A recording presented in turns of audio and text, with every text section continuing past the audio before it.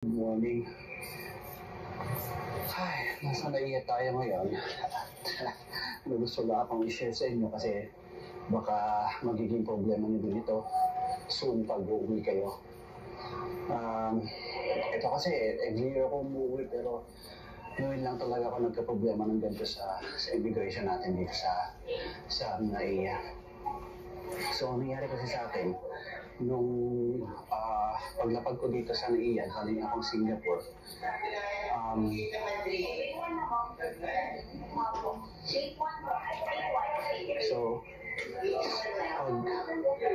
nung paglapag ko kasi dito, galing akong Singapore, nagka-problema ako dun sa immigration. So, bali, nung pagka-check out ko dun sa immigration machine, hinarang ako agad ng isang immigration officer at dinala ako dun sa parang interrogation room nila.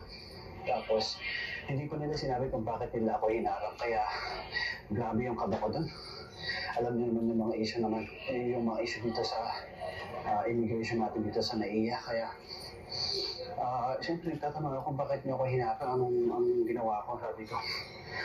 Tapos, hindi pa nila ako sinasagot ng diretso. Ang tinatanong nila, kung ano yung trabaho ko dati, ano yung mga pinagagawa ko bago ko lumabas ng Pilipinas. So parang, siyempre sinagot ko naman lahat. Tapos, saka lang nila sinabi na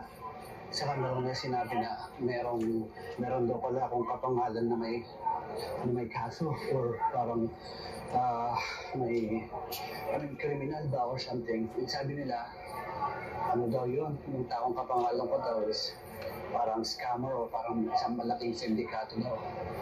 Hindi ko na matandaan pero so, basta parang ano yun, parang criminal or something.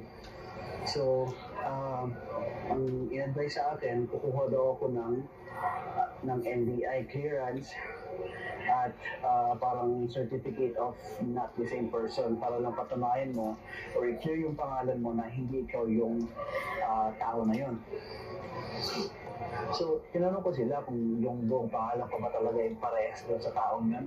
Pero ang sabi nila, nag-match lang daw yung first name tsaka last name. Actually, wala silang data kung ano yung middle name ng tao, kung ano yung birthday niya. Wala man lang siyang picture na identifier kung anong klaseng tao ito, ano.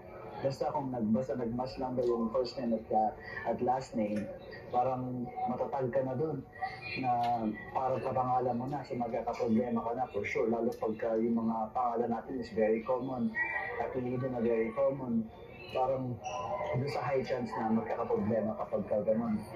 So, ayun, na-require nila ako na kumuha ng NBI clearance at ang tawag dito, yung certificate of not the same person para lang patunayan na hindi ka yung tao niya na napasado.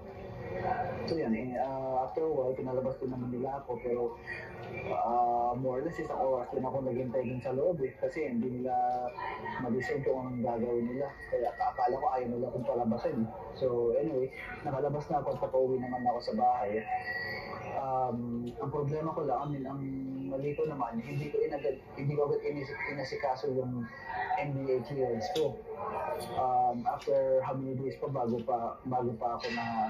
pa naisip na asikasuhin yun. At hindi ko naman na-expect na magtatagal bago lumabas yung NBI clearance mo.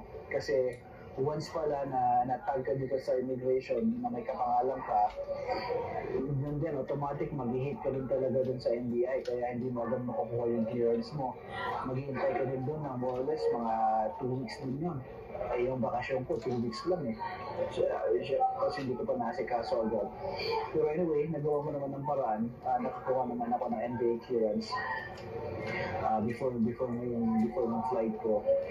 Ang problema, hindi ako nakakuha ng certificate of not the same person kasi medyo matagal daw yun eh. Tsaka dito daw sa NBI Manila makukuha yun talaga. So, ang hawak ko lang nun is yung NBI clearance.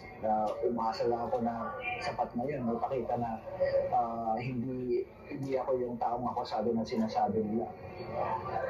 So yun, ngayon pabalik na ako, ang pinakita ko yung NBA clearance ko dun sa immigration officer. Tapos sabi niya, kailangan daw pala talaga na kumuha ka ng certificate of not the same person para hindi ka magka-problema.